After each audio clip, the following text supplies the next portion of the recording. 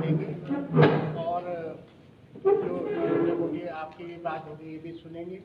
तो आपका बहुत बहुत धन्यवाद मंडी शहर के सभी वारिश पत्रकार साहिबानों का।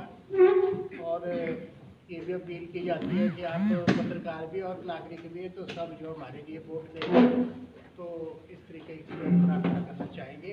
तो मैं निवेदन करूँगा माननीय अध्यक्ष श्री कुलदीप सिंह राठौर जी से वो अपना बात जारी बाकी अब आप नहीं ये नहीं, एक तो जो वक्ता वाले लोग बोलते हैं ना। मेरे साथ हमारे जिला कांग्रेस कमेटी के अध्यक्ष प्रकाश चौधरी जी, हमारे प्रदेश कांग्रेस कमेटी के महासचिव चेतराम ठाकुर जी, उपाध्यक्ष रवि ठाकुर जी, आदित्य विक्रम जो हमारे प्रदेश कांग्रेस कमेटी के सचिव, वीरेंद्र शर्मा प्रदेश कांग्रेस कमेटी के सचिव, आकाश शर्मा हमारे मीडिया पैनलिस्ट हैं, और हरिकिशन हेमलाल मेरे राजनीतिक सचिव और पार्टी के, और अनिल सैन जी जो हमारे शहरी कांग्रेस कमेटी के जो हैं अध्यक्ष हैं। जैसा आप लोगों को विदित है, ये जो चुनाव है नगर निगम के, ये अंतिम चरण में 5 तारीख को शाम को प्रचार बंद हो जाएगा। मैं पिछले लगभग 8 दिनों से दौरे पे हूँ। सबसे पहले मैंने शुरुआत सोलन से की, धर्मशाला, पालमपुर, और पिछली रात मैं मंडी आया हूँ और मैंने देखा कि कांग्रेस पार्टी के जो कार्यकर्ता हैं उनमें बहुत ज़्यादा उत्साह है और जन समर्थन हमें मिल रहा है। क्योंकि देर रात मैंने नुक्कड़ सभाओं को संबोधित किया। रात को 9:30 बजे भी कौन सा वार्ड था, हाँ, उस वार्ड में लोग खचाखच भरे थे और हमें सुनने के लिए बैठे थे। लगभग यही परिस्थिति पूरे क्षेत्र में रही, चाहे सोलन, धर्मशाला और पालमपुर की मैं बात करूँ। ये उत्साह अपने आप में इस बात को इंगित करता है कि इन नगर निगम के चुनाव में कांग्रेस पार्टी की जीत तय। लोग 3 वर्ष का जो कार्यकाल रहा मुख्यमंत्री जी का, उससे निराश है, क्योंकि इन 3 वर्षों में कहीं विकास दिखा नहीं। और लगभग 1 साल से तो कोरोना चल रहा है, बीच में थोड़ा थम गया था, लेकिन अब इससे केसेस बढ़ने शुरू हुए हैं। निश्चित तौर पे चिंता का विषय। मुख्यमंत्री ये कहते हैं कि मुझे जो है 1 वर्ष काम करने का मौका नहीं मिला, जब जैसे अभी कोरोना का समय चल रहा है। मुझे लगता है यही काम करने का समय है, क्योंकि जब सामान्य परिस्थितियां होती हैं उस वक्त सरकार चलती है, अधिकारी चलाते हैं, लेकिन सही नेतृत्व की पहचान जो है संकट के समय होती है। कोरोना के समय जो सरकार है बिल्कुल असफल रही, किसी भी वर्ग को कोई राहत मिल नहीं पाई। और आप आज देख रहे हैं कि जिस ढंग से महंगाई दिन प्रतिदिन बढ़ रही है, आम लोगों को अपना 2 जून की रोटी जुटाना मुश्किल हो रहा है। गैस के सिलेंडर महंगे हो रहे हैं, आप किचन का सामान, आप दालें, खाने का तेल, दाम लगातार बढ़ते जा रहे हैं और सरकार का कोई नियंत्रण है नहीं। जो सरकारी डिपो है, हमारा जो पीडीएस सिस्टम है, सार्वजनिक वितरण व्यवस्था के तहत जो डिपो है, वहाँ भी राशन बहुत ज़्यादा महंगा हो गया है और आम लोगों की पहुँच से बाहर है। जिस मकसद के लिए ये डिपो खोले गए थे कि जो गरीब लोग हैं उन्हें सस्ते दर पे राशन मुहैया किया जाए, वो डिफीट हो गया और लगातार महंगाई बढ़ती जा रही, कोई नियंत्रण नहीं। डीजल और पेट्रोल के दाम लगातार बढ़ रहे हैं और ऐसे समय जब विश्व बाजार में जो कच्चा तेल है वो सबसे निचले स्तर पर, लेकिन आम लोगों को कोई राहत मिल नहीं पा रही। उसी तरह मैं ये कहना चाहता हूँ कि प्रदेश में भ्रष्टाचार बढ़ा है और कोरोना के समय तो आपदा को अवसर के रूप में इस्तेमाल किया गया। जिस ढंग से PPE किट घोटाला हुआ, सैनिटाइजर घोटाला हुआ, और भारतीय जनता पार्टी के जो प्रदेश अध्यक्ष हैं उनकी जब स्थिरता सामने आई, उन्हें अपने पद से त्यागपत्र देना पड़ा। उसी तरह जो है भूमि घोटाले सामने आ गए और बहुत सारे घोटाले हैं जो आने वाले वक्त में जो है जनता के सामने जो है आएंगे। कानून व्यवस्था की स्थिति ठीक नहीं। हिमाचल प्रदेश में नशे का कारोबार बढ़ा है और दिन दहाड़े डाके पड़ रहे हैं। तो कभी 2 दिन पूर्व, 1 हफ्ते पूर्व जिस ढंग से ऊना में दिन दहाड़े डाका डाला गया, इससे लगता है कि जो अपराधी हैं उनके हौसले बुलंद हैं। महिलाओं पे उत्पीड़न की घटनाएं बढ़ी हैं, बलात्कार बढ़े हैं। कानून व्यवस्था पे कोई नियंत्रण नहीं। जो प्रदेश की जनता है वो कांग्रेस के समय जो विकास हुए थे आज भी याद करे, क्योंकि जयराम सरकार विकास को आगे नहीं बढ़ा पाई।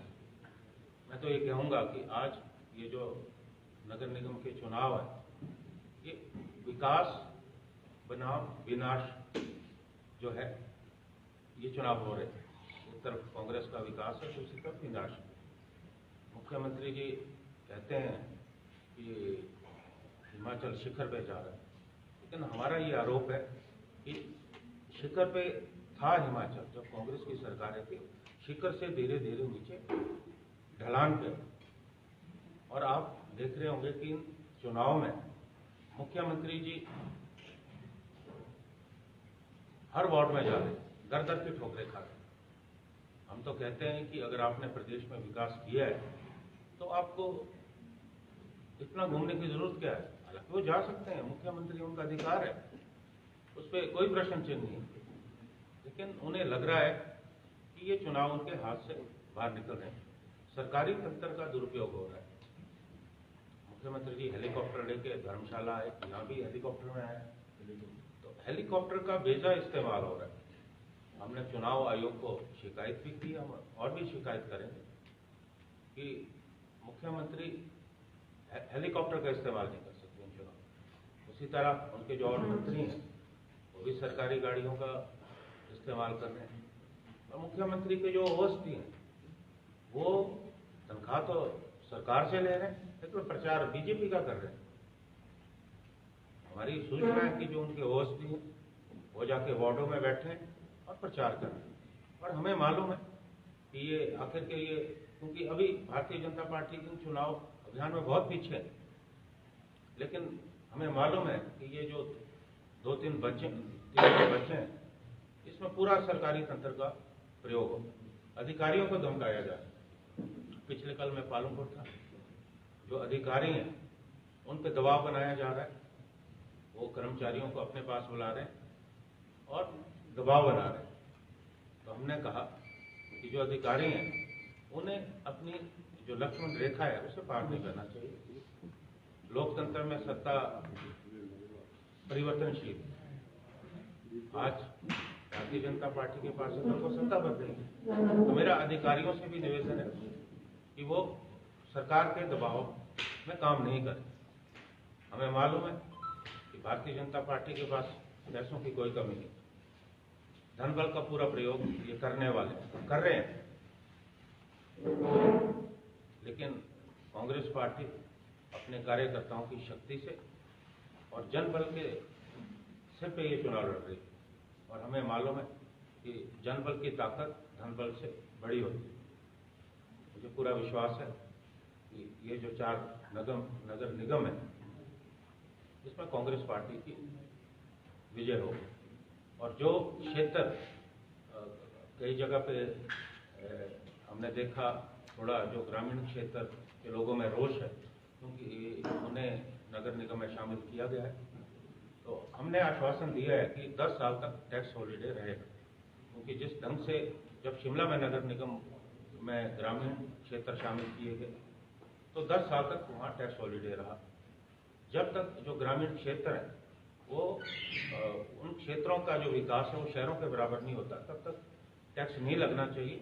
तो ये भी हमने जो है लोगों से वायदा किया है।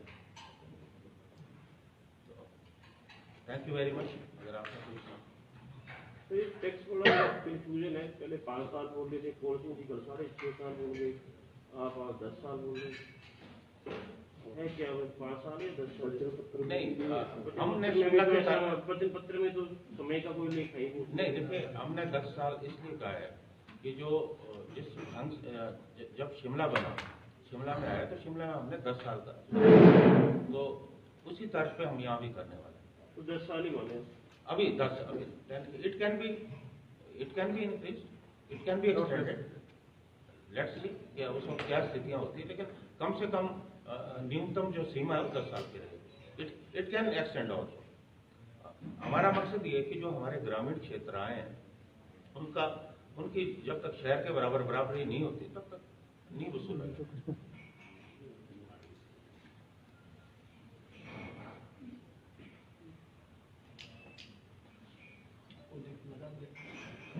अभी रोड शो है। जैसे कहा कि ये मुख्यमंत्री दर दर की ठोकरें खा रहे हैं, इनके मंत्री भी जो है वो नीचे वार्ड के घर घर में जाकर वोट मांग रहे हैं, लेकिन कांग्रेस के कोई भी पूर्व मंत्री या इस तरह के सीनियर नेता गांव में नीचे तक नहीं आ रहे हैं। ये आएंगे या ये ठोकरें नहीं खाएंगे कांग्रेस के? नहीं, ऐसा नहीं है।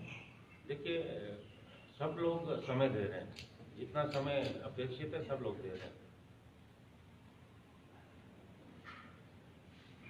सोशल मीडिया में देखिए आप सब घूम रहे हैं सर, हम नगर निगम का ही हिस्सा है सर। अभी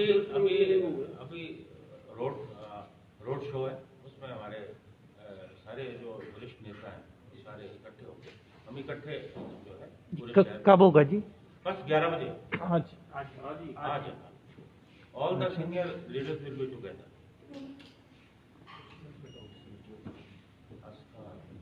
सर्किट हाउस से विदा कितने अवार्ड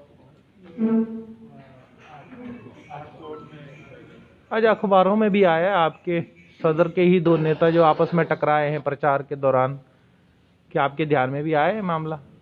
देखिए ये इन चीजों को नजरअंदाज किया जाना चाहिए। अब होता है, अब सब कुछ तो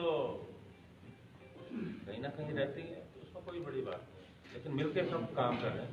और देखो मैं आपको बताऊं कि अभी भाजपा के लोग छोड़ के आ रहे हैं।